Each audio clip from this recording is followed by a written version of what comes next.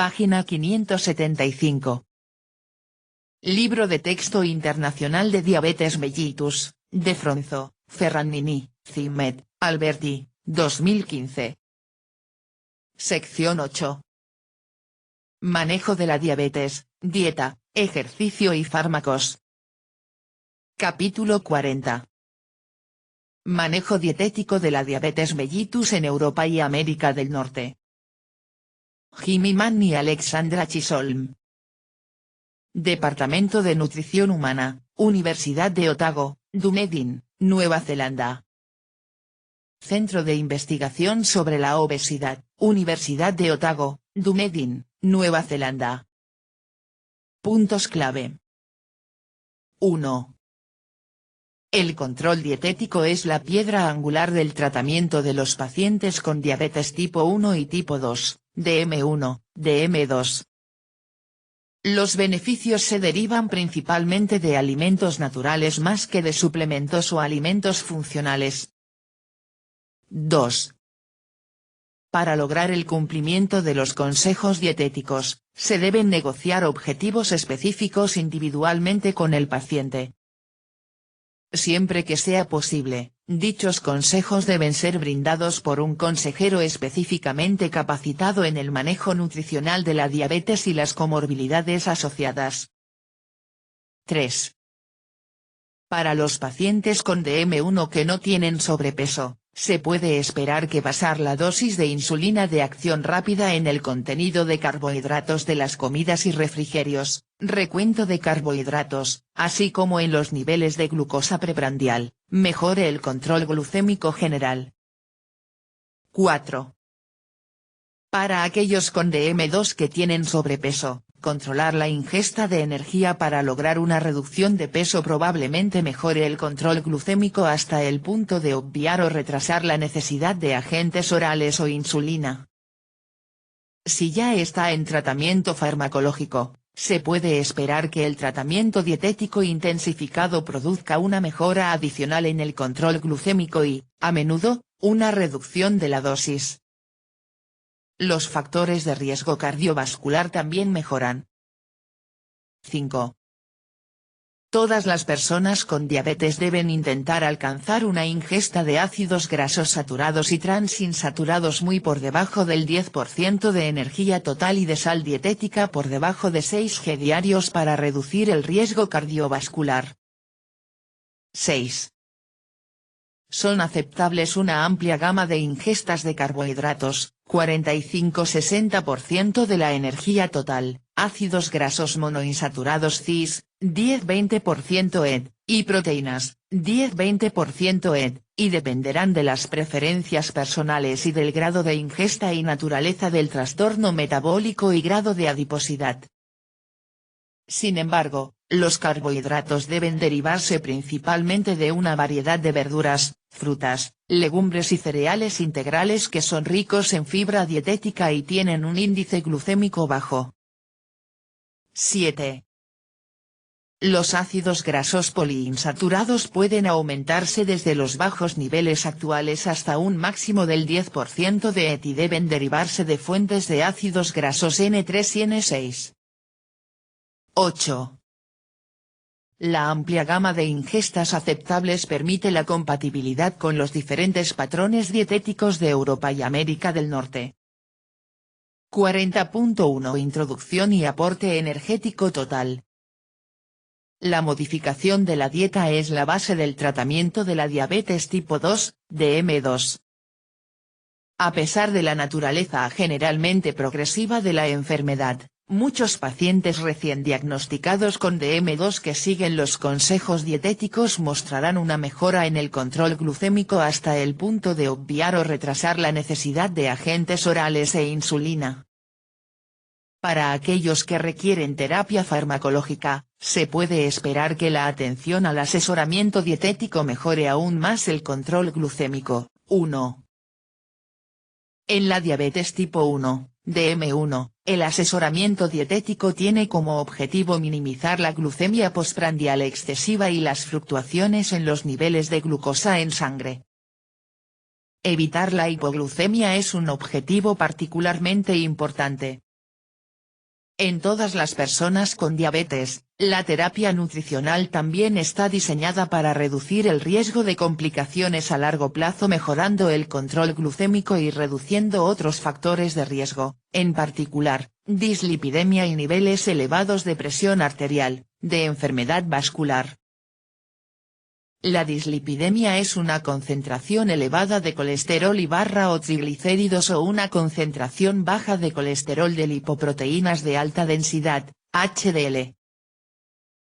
Los consejos dietéticos en relación con la elección de tipos de alimentos para personas con DM2 y DM1 son similares, y los principios principales se parecen a los de poblaciones enteras con alto riesgo de enfermedad coronaria, CHD. Por lo tanto, no es necesario que los pacientes diabéticos reciban comidas diferentes a las del resto de la familia. En muchos países se han hecho recomendaciones dietéticas para personas con diabetes. Es tranquilizador que los del Grupo de Estudio de Diabetes y Nutrición de la Asociación Europea para el Estudio de la Diabetes, DNSG, que representa a la mayoría de los países europeos, 2, y la Asociación Americana de Diabetes, ADA, 3, sean en general consistentes.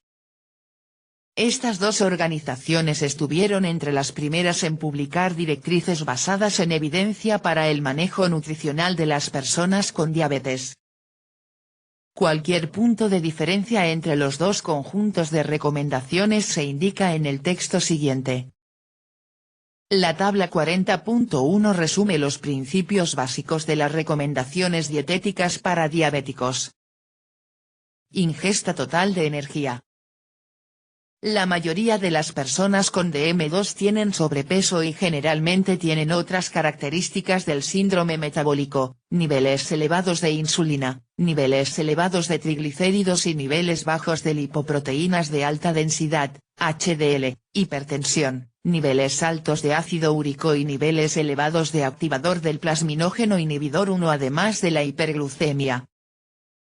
Incluso una reducción de peso modesta se asocia con una reducción de la resistencia a la insulina y de la producción hepática de glucosa, y tal vez con una mejora en la función de las células beta de los islotes. Se puede observar una reducción de la glucosa en sangre con una ingesta reducida de energía incluso antes de que se produzca la pérdida de peso.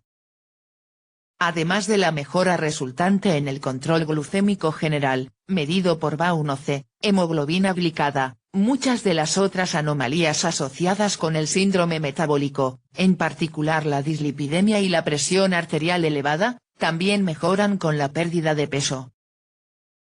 La mejora en los parámetros metabólicos asociados con la pérdida de peso se observa no solo en las primeras etapas de la enfermedad, sino que también se ha demostrado en pacientes en quienes se consideraba que el control glucémico se había optimizado con regímenes de tratamiento estándar que incluían insulina o agentes hipoglucemiantes orales.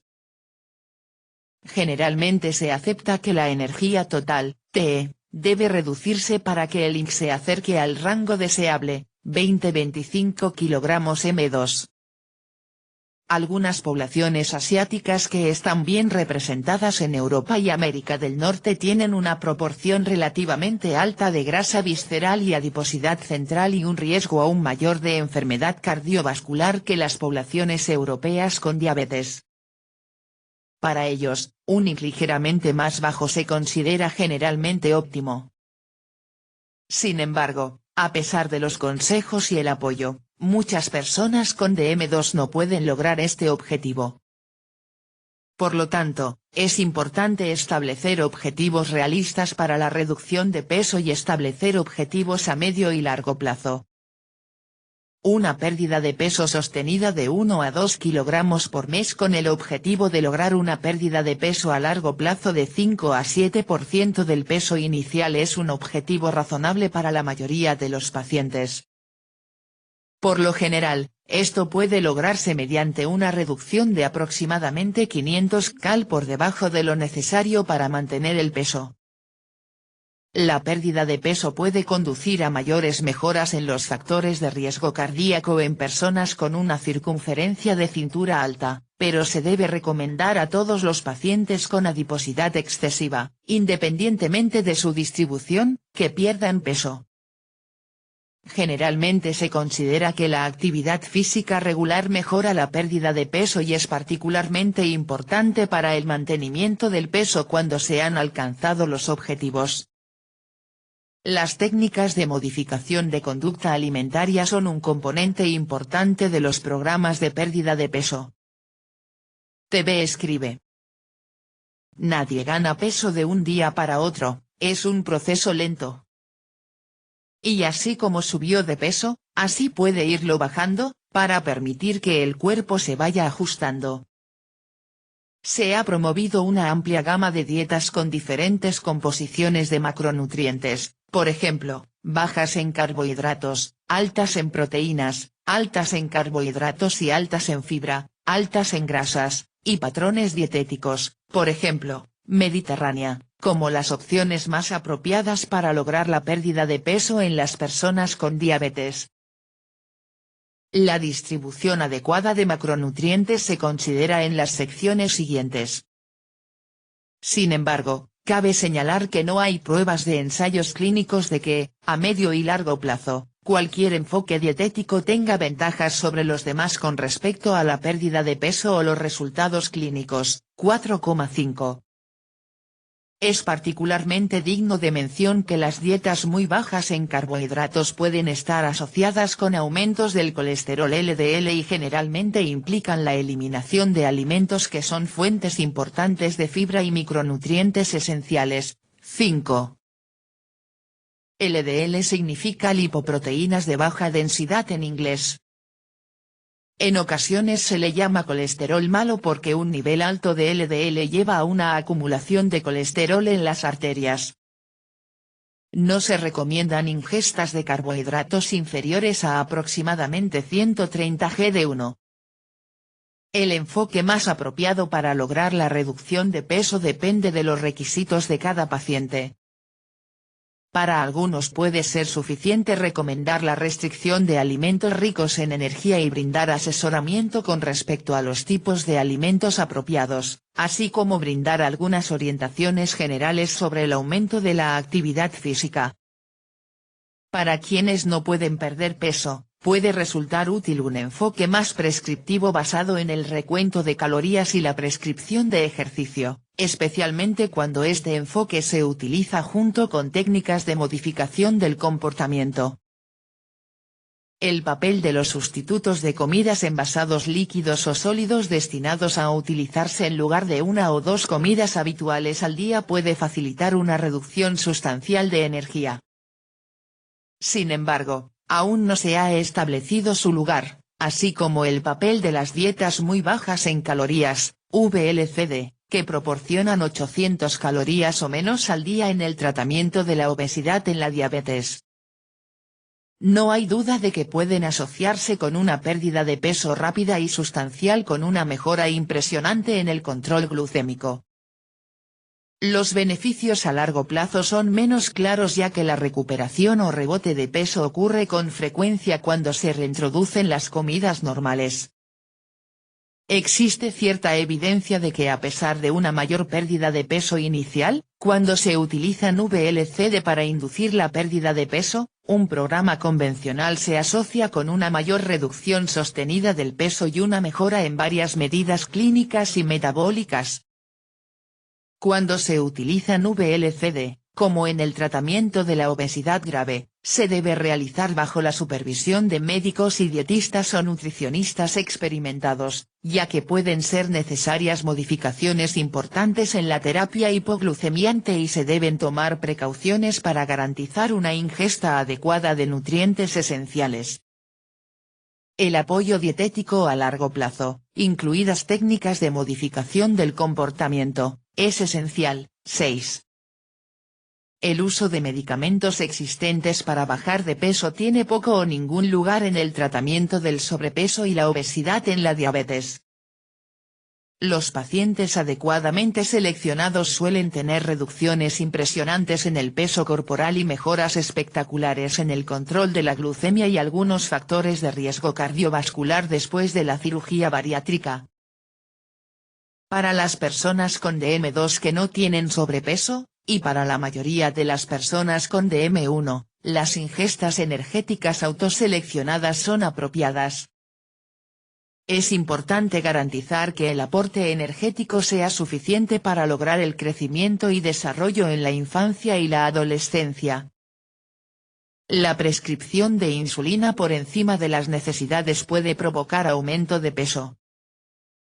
Los pacientes con sobrepeso y DM1 a menudo pueden mejorar apreciablemente el control glucémico y al mismo tiempo reducir las necesidades de insulina si son capaces de perder peso. Con las crecientes tasas de obesidad en América del Norte y la mayoría de los países europeos, no sorprende que un número cada vez mayor de personas con DM1 también presenten sobrepeso y obesidad y resistencia a la insulina asociada. Es importante que esta situación sea reconocida y manejada con consejos para adelgazar. Página 579.